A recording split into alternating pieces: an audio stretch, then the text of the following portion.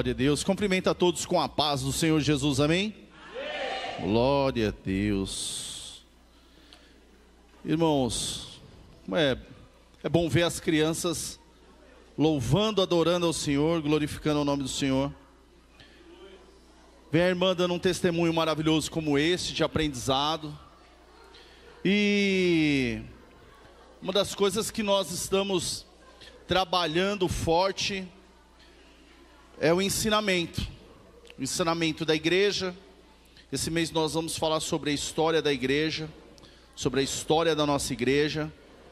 E nós temos algumas surpresas, e na verdade já não é mais surpresa, mas todo jovem, toda criança que estiver alfabetizado, no caso as crianças maiorzinhas, elas terão uma Bíblia.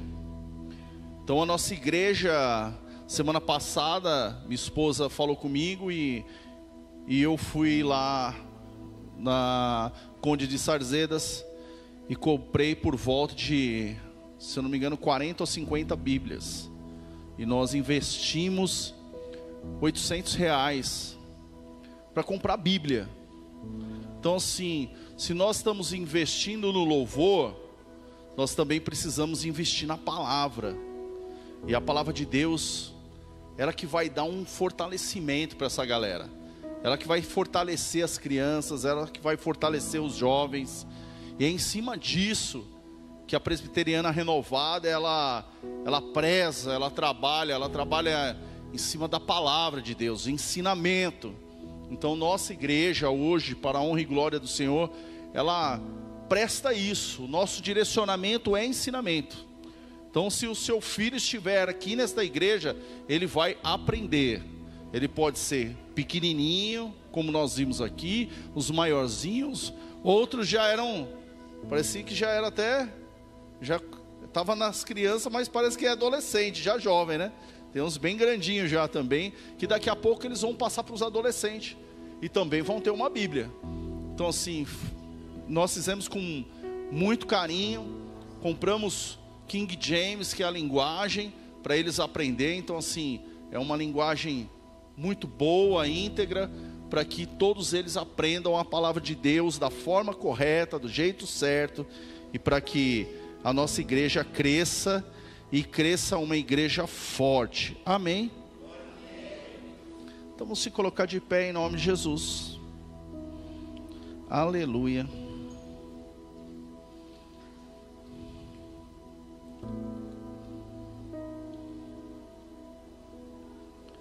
Glória a Deus. Nós vamos abrir as nossas Bíblias no livro de Jeremias, capítulo de número 18.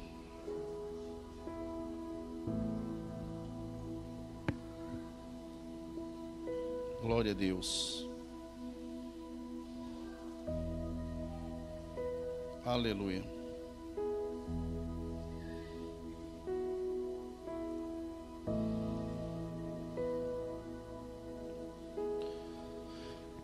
Jeremias 18, 2 até o 6, diz assim: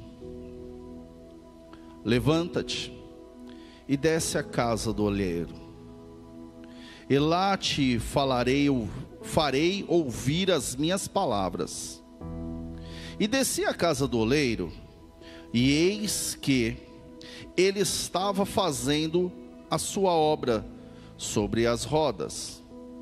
Como o vaso que ele fazia de barro se quebrou na mão do oleiro, tornou-se a fazer dele outro vaso, conforme o que pareceu bem aos teus olhos fazer.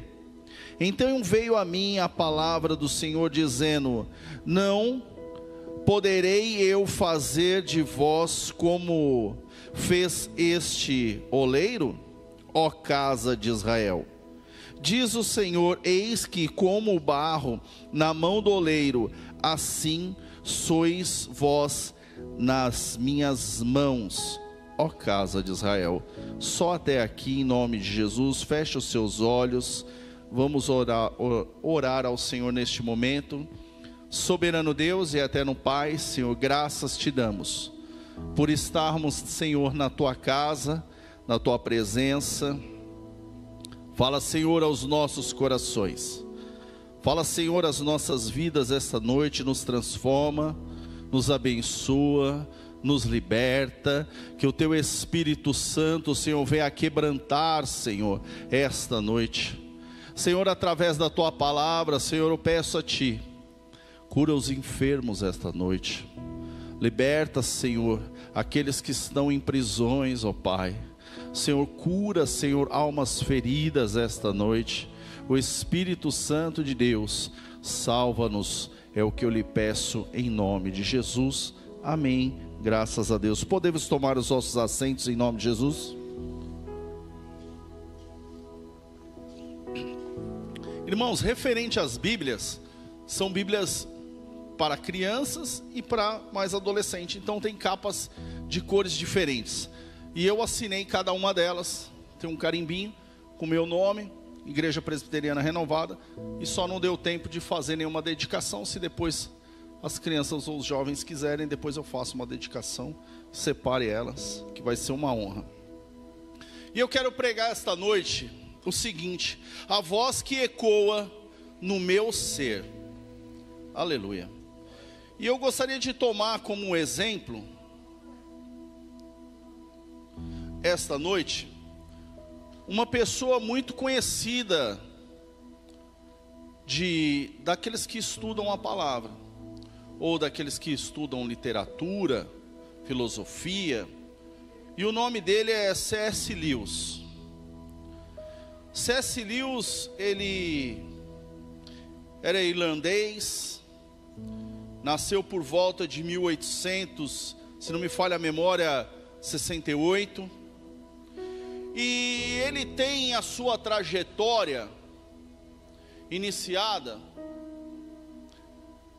com uma trágica situação, que é a morte da sua mãe. E logo depois, este homem, ele é chamado pelo exército para participar de uma guerra. E toda a guerra, ela traz marcas e feridas. Elas trazem muitas marcas. E ele conheceu um rapaz, e eles ficaram muito amigos. E eles fizeram um pacto ali. E esse pacto era que se Lewis morresse, o rapaz, o amigo dele, cuidasse da sua família. Mas se esse rapaz morresse, Lewis cuidaria também da sua família. E nessa guerra, houve uma tragédia, ou mais de uma tragédia, ou várias tragédias, que pessoas perderam seus entes queridos. E nessa, um amigo de Lewis morre. E agora tem uma promessa. Uma promessa. Este homem precisa honrar aquilo que ele disse, que é cuidar da família do amigo dele. Só que ele vai e cuida da família do seu amigo, cuida da mãe dele, cuida da irmã dele, mas ele perde algo. E este algo é a fé. Ele perdeu a fé. Ele se torna um ateu. Ele não crê mais no Deus poderoso. Mas agora ele é totalmente frio, totalmente indiferente. Agora, de vez ele lutar pelos cristãos, agora ele luta ao contrário. E ele se torna um professor de faculdade. E você, com certeza, você conhece uma das obras dele, que é As Crônicas de Nárnia. Alguém conhece esse filme? Muitos de nós conhecemos este filme. E nas Crônicas de Nárnia, ele traz todo aquele pensamento de guerras, de batalhas, de perdas. Mas neste momento ele já está diferente. Porque neste filme, ele fala de salvação, de uma pessoa fazendo um sacrifício por amor de muitos. E nós sabemos muito bem dessa história. Só que eu queria trazer uma palavra para vocês, em 2 lugares, na verdade 3 diferentes. Eu quero falar em Jeremias, mas quero falar em Ezequiel, e eu quero trazer uma palavra em Marcos. A primeira palavra de Jeremias é aquela aonde Deus chama Jeremias para a casa do oleiro. E ele diz assim: levanta-te e desce para a casa do oleiro, e lá te falarei,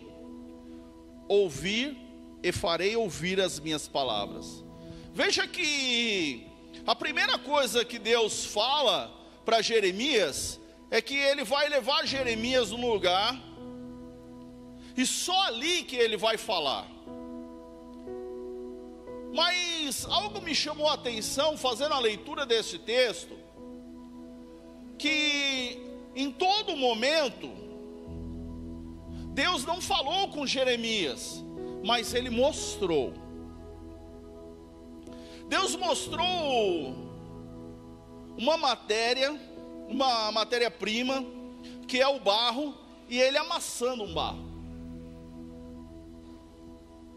E ele dá esse exemplo para Jeremias, em amassar o barro, em fazer um vaso, e logo depois, a Bíblia diz que o vaso se quebra na mão do oleiro, e o oleiro ele volta a fazer, amém?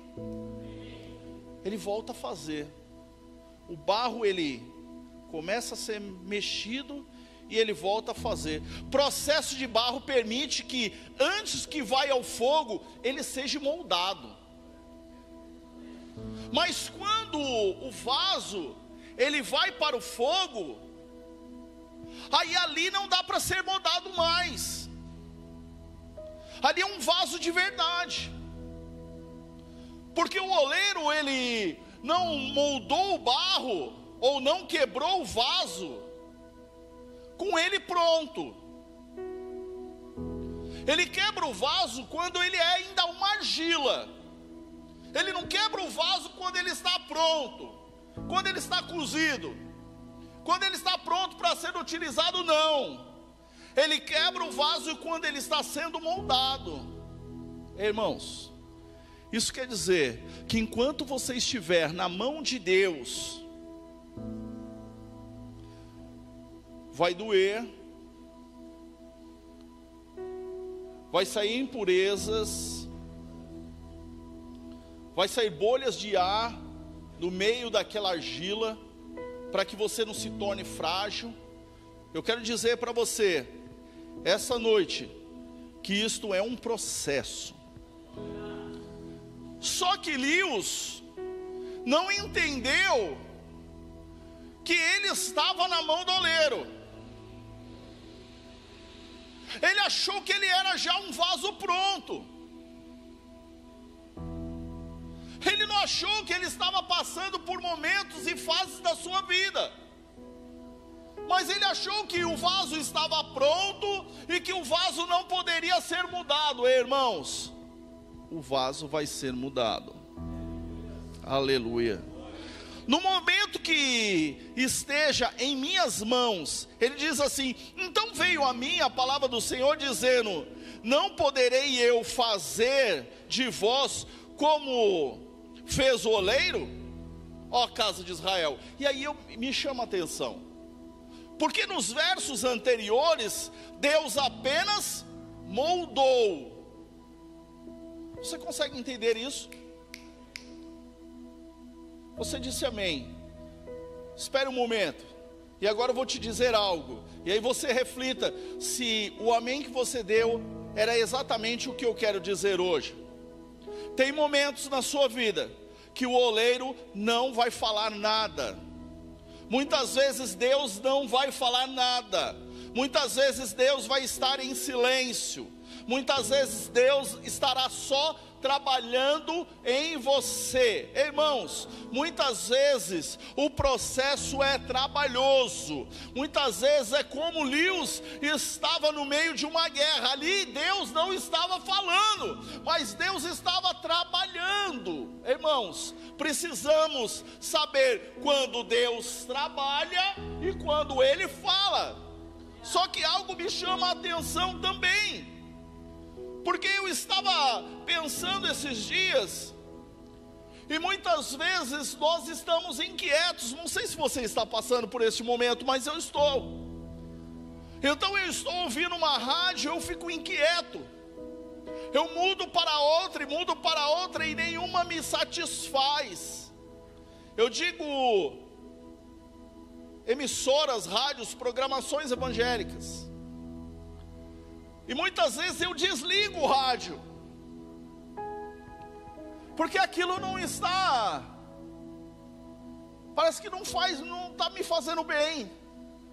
Parece que as palavras estão rasas, ou mascaradas de coisas que as pessoas não são. E eu fiquei pensando esses dias, eu falei, meu Deus, eu preciso de algo. Eu acredito que eu preciso agora de um momento de silêncio, mas não um momento de silêncio teu, mas um momento de silêncio meu. Pastor, seja claro. Sabe, tem hora que o silêncio não é da parte de Deus, mas é da sua parte. Tem hora que o momento de silêncio tem que ser o seu momento de silêncio. O momento de silêncio é aquele que você para, se desliga das coisas, espera que Deus fale com você. E eu vou dizer algo para você, irmãos. Nos meus momentos de silêncio, eu apenas penso, pastor, mas não falo. Sabe o que quer dizer isso? Que quando eu penso, eu falo apenas com o meu Criador. Eu não falo com outras pessoas. Irmãos, eu não falo nem comigo mesmo. As minhas dúvidas, os meus clamores, as minhas angústias, elas sobem direto para o trono de Deus. Eles não estão mais comigo. Eu estou entregando para Deus, irmãos. Isso é momento da sua vida. Lewis, ele passa por um momento e ele vira ateu. Agora, além dele não crer em Deus, agora ele é totalmente contra. Só que uma das palavras que universitários debatem é: eu só creio naquilo que eu vejo. Mas uma pessoa fez uma pergunta assim: poxa, eu creio que você tem cérebro, mas eu não estou vendo o seu cérebro. Mas eu sei que você tem, porque senão seria impossível você viver. Eu creio que existe o oxigênio, porque sem ele eu não viveria. E uma prova disso é eu tapar o meu nariz e tapar a minha boca e ver quanto tempo eu aguento sem esse ar. Eu quero dizer para você essa noite que nós passamos estes momentos. E o oleiro, ele fez este processo. E Jeremias esperou o tempo certo para ouvir. É tempo de observar. Aproveite o seu tempo de observar. Aprenda observando. Aprenda observando o que Deus tem para você. Aprenda olhando a natureza, aprenda olhando as coisas, aprenda olhando, aprenda com a palavra.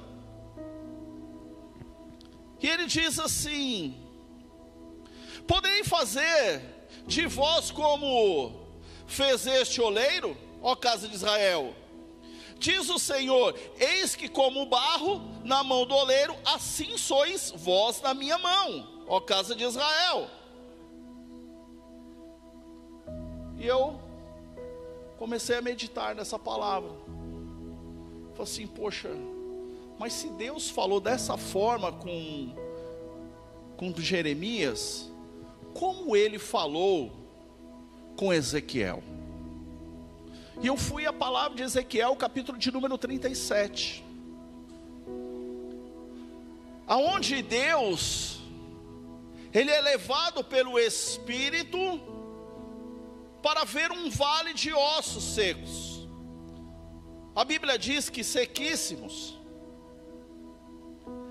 E a Bíblia diz que Ezequiel tem uma visão de milhares e milhares de ossos secos. Só que a Bíblia diz de uma forma diferente. Ele diz assim: veio sobre mim a mão do Senhor, e o Senhor me levou em espírito, e me pôs no meio de um vale que estava cheio de ossos, e me fez andar ao redor deles, e eis que eram muitos e numerosos sobre a face daquele vale. E ele disse assim, e me disse: filho do homem, poderão viver estes ossos? Olha que no livro de Jeremias, Deus pega Jeremias, leva no oleiro, mexe, faz e mostra para ele como deve ser feito. Agora não, no livro de Ezequiel, ele vai de uma forma diferente. Ele faz uma pergunta. Olha, primeiro versículo há uma pergunta. Desculpa, terceiro versículo: poderão viver esses ossos? Irmãos, Deus, ele lança essa pergunta para você. E a pergunta é: você tem fé? Porque lá em Jeremias ele estava fazendo e mostrando que ele pode fazer. Agora para Ezequiel ele pergunta: Ezequiel, você tem fé? Ei, PRG, você tem fé? Deus te leva para o pior cenário da sua vida, leva você para o pior cenário da sua história, e você olha e fala assim: olha, não tem mais jeito, são ossos, estão mortos, e não tem mais jeito. E Deus fala assim: você tem fé? E quantas vezes Deus fala conosco, porque dessa vez é aquela lá, a outra só vendo, e ele fala depois. Essa daqui não, ele já chegou falando. Você vê que Deus trabalha de uma forma diferente, em momentos diferentes, com pessoas diferentes. Para Ezequiel ele já chegou falando que ele... E aí, Ezequiel, como que está o seu coração essa noite? Você acha que você pode viver o sobrenatural? Eu imagino Ezequiel falando assim: Senhor, mas é muito sobrenatural, você não está entendendo. Nós já vimos milagres, Senhor, o povo ganhando batalhas, sem estar com lanças e escudos. Nós já vimos isso. Nós já ouvimos que o mar se abriu para Moisés passar por ele. Nós já ouvimos que Josué manda rodear a cidade por sete vezes, 7 dias, até ela caia, as muralhas de Jericó. Mas isso que o senhor está falando, eu nunca vi. Eu nunca vi. É muito milagre, porque ali a água existia, porque ali a muralha já havia, mas aqui eu só estou vendo ossos, sabe? O tutano já foi, só tem aquela casca, só tem a capa. Eu imagino que num deserto cheio de areia, e você olhando ali no meio e só vendo ossos. A Bíblia não diz que tinha roupas, mas só ossos. Então você não conseguia distinguir nada ali. Você via algumas cabeças, mas os ossos todos embaralhados. Será que sua vida está assim? Toda embaralhada, toda uma em cima da outra. Parece que não tem resposta de forma nenhuma.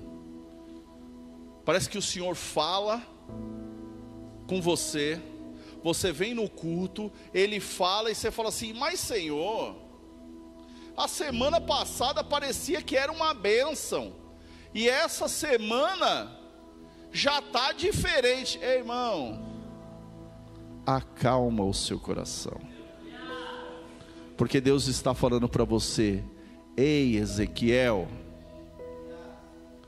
você crê? Ô irmão, ei guerreira, está de brincadeira, né, irmão? Que pouca fé. Creia, irmão. Você veio aqui hoje por quê, irmão? Pastor, eu vim aqui receber o meu milagre, eu tenho promessa, eu sei que o Senhor vai mudar. Eu sei, irmão, eu sei. Pode ficar tranquilo. Fica tranquilo com aquele que está em casa. Fica tranquilo com o seu dia de trabalho. Fica tranquilo, acalma o seu coração. Acalma o seu coração com essa doença.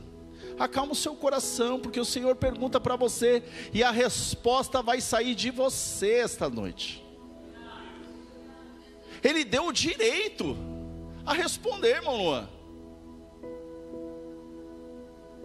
Ele não falou e deu a resposta, mas ele deu o direito, pastor, de responder conforme a sua fé. Deus, Ele nos dá o direito de responder. E Ele disse, e eu disse: Senhor Jeová, Tu sabes. Então me disse: profetiza. Ezequiel, ele foi, categoricamente podemos dizer, que muito conservador. Ele falou assim: Tu sabes, Senhor. Já jogou para o Senhor. Irmãos, ali ele estava ao lado do Deus Todo-Poderoso. Ele podia falar assim: Senhor, eu queria ver esse exército de pé. Senhor, eu queria ver esse exército com as lanças na mão. Senhor, através do seu poder, Senhor, eu queria ver as batalhas sendo vencidas por este exército.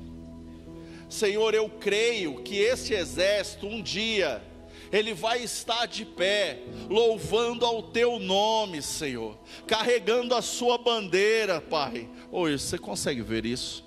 Eu estou falando da sua vida, hein, irmão. Eu estou falando da sua vida, irmã. Eu estou falando para você que um dia você está olhando esse vale de ossos secos, mas eu profetizo sobre a sua vida. Eu profetizo sobre a sua vida hoje, que este vale de ossos secos que você se encontra hoje, glória a Deus, aleluia, aleluia, ei, barrassore quereves, tu berrassere me quereasui. Oh irmão, aleluia, você não está entendendo, e eu vou dizer para você, aquilo que te traz tristeza hoje, aquilo que te traz desânimo, aquilo que te traz dúvida hoje, vai ser certeza amanhã, vai ser certeza na sua casa. Irmãos, é um grande exército se levantando dentro da sua casa para lutar por você, não contra você, aleluia, não contra a sua casa, irmão. Irmão, a irmã deu um testemunho dela aqui: olha, eu não sabia ler, eu não sabia escrever, mas eu acreditava, eu dei um passo, eu confiei, e hoje eu leio. Isso não é para qualquer um, irmão. É mais fácil hoje você vê pessoas aí no TikTok, do que falando assim, não, eu vou me levantar. Deus fala para você essa noite, eu quero ver você em pé. Ele não está falando para você, ó, se levanta. Não, eu quero ver você em pé. É ordem. Eu quero que você esteja em pé. Se coloque de pé, irmão. Se coloque de pé na sua casa. Se coloque de pé na sua família. Tenha posicionamento, irmão. Tenha posicionamento, porque as bênçãos do Senhor vão chegar na sua casa. Então disse, profetiza sobre este vale de ossos secos. E disse, ossos secos, ouve a palavra do Senhor. Assim diz o Senhor Jeová a esses ossos: eis que farei entrar em vós o Espírito e vivereis. Ó, isso é muito profundo, irmão. Sabe por quê? Porque ele não trabalhou naquilo que nós podíamos ver. Você prestou atenção na leitura do texto? Muitos vão pregar assim, e os ossos já foram chegando uns aos outros, e etc e tal, e cada junta na sua junta, e cada nervo, e cada músculo. Não, a palavra diz assim: e eis que farei entrar em vós o Espírito, e vivereis. A palavra de Deus está dizendo aqui o espiritual, aquilo que você não está vendo. Você quer passar a carruagem na frente dos bois. Eu estou dizendo para você esta noite que Deus está trabalhando no mundo espiritual. Ezequiel levanta suas mãos, profetiza conforme Deus falou, e o Espírito entrou nos ossos. Aleluia. E ele entrará em vós. Já houve uma palavra no mundo espiritual. Profetiza todo dia sobre a sua casa, irmão.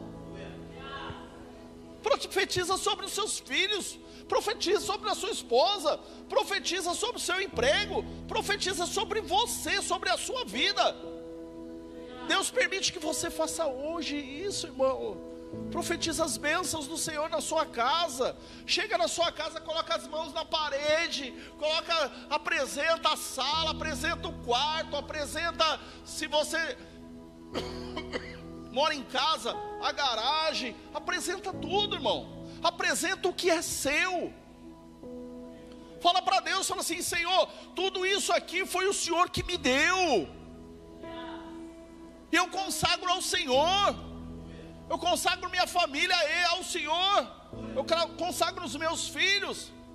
Pastor, mas como que eu vou consagrar um marido que está como um vale de ossos secos? Irmão, os ossos não estavam bonitos aos olhos do profeta. E ele profetizou. Ele profetizou. Algo poderoso vai acontecer. Algo poderoso vai acontecer. Eu profetizo sobre esta casa. Eu profetizo sobre esta igreja.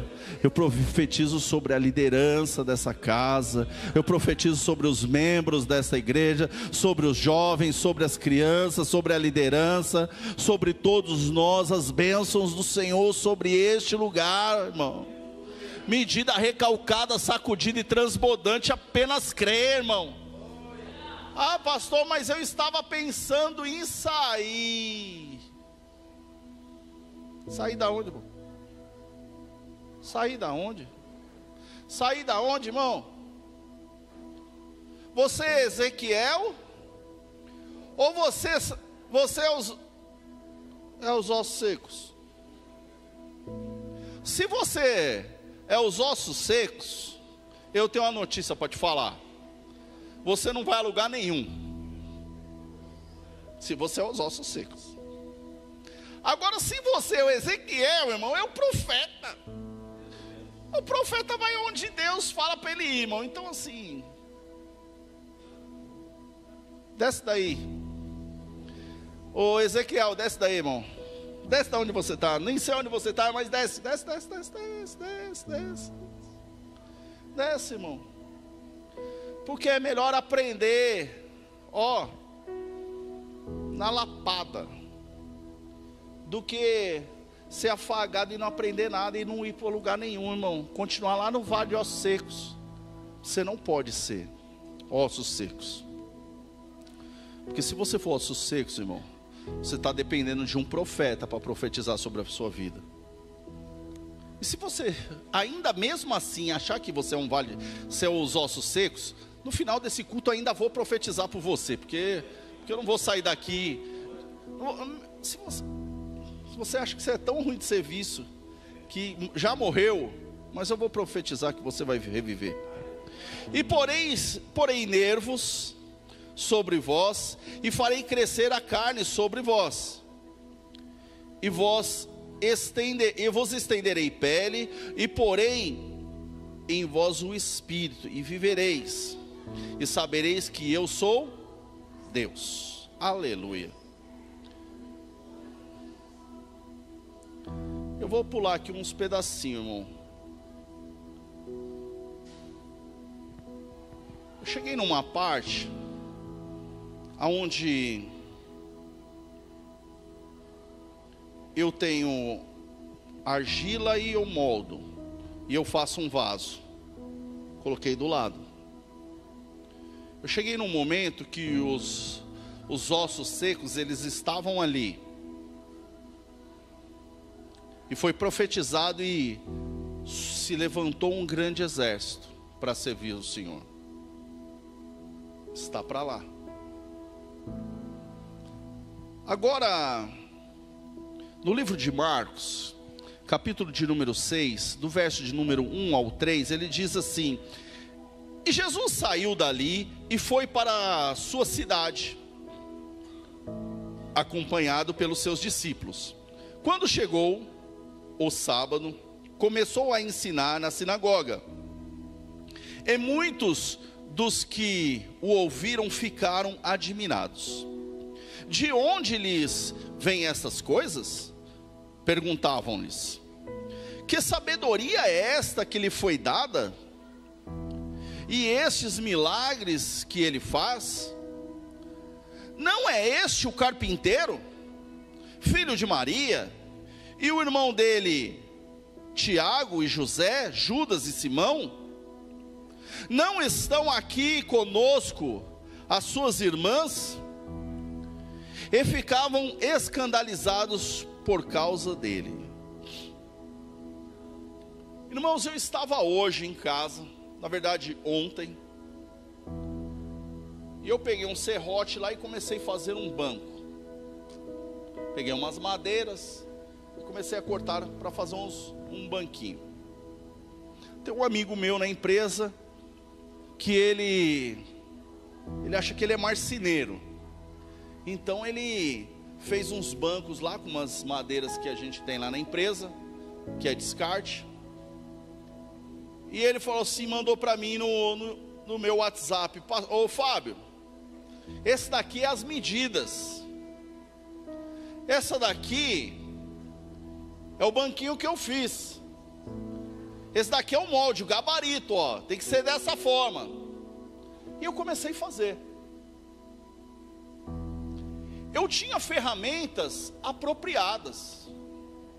Eu tenho serrote, tenho martelo, tenho parafusadeira, tinha parafusos, tinha trena, tinha uma morsa, tinha uma mesinha. E eu fui cortando, peça por peça. Media, cortava e fui fazendo. E fiz 2 pernas de banco, né, 2 cavaletinhos. Terminei hoje de manhã os cavaletes. E quando eu coloquei um próximo do outro, pastor, eles não estavam exatamente iguais. Pelo contrário, eu vi que um estava um pouco tortinho. E quando você erra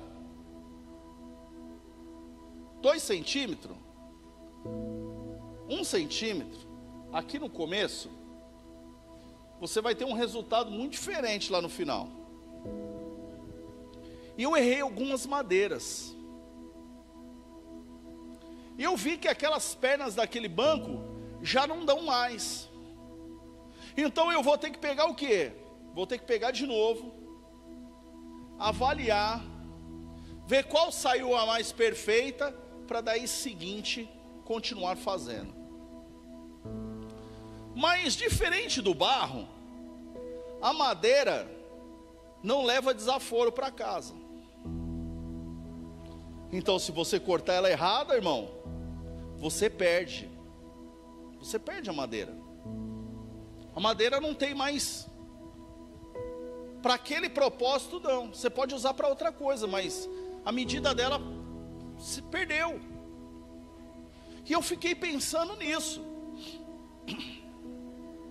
que Jesus, ele se apresenta como o carpinteiro.